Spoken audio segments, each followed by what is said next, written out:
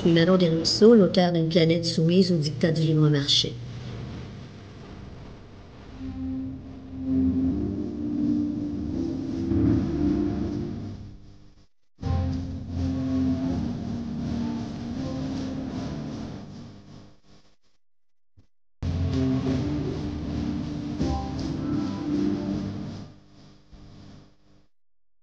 Qu'est-ce qui vous a amené à faire cet essai-là?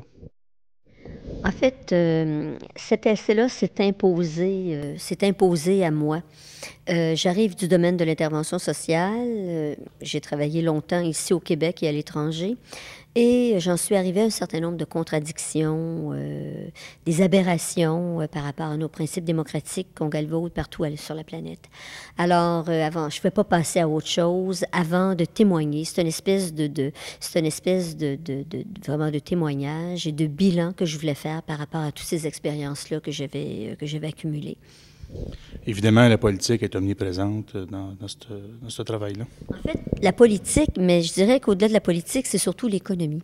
Parce que c'est le but du livre, de l'essai, de parler de cette hégémonie financière, du grand capital qui dicte finalement ses impératifs. Quand j'ai commencé, à l'avant-propos du livre, c'est écrit « À vous tous et à vous toutes que je veux rejoindre ». Je pense que je ne pouvais pas trouver une plus belle expression pour dire à quel point j'avais besoin d'écrire ce livre-là. Donc, le grand capital, c'est vraiment doté d'outils, dont les systèmes politiques, mais pour faire en sorte de faire appliquer leur dictat.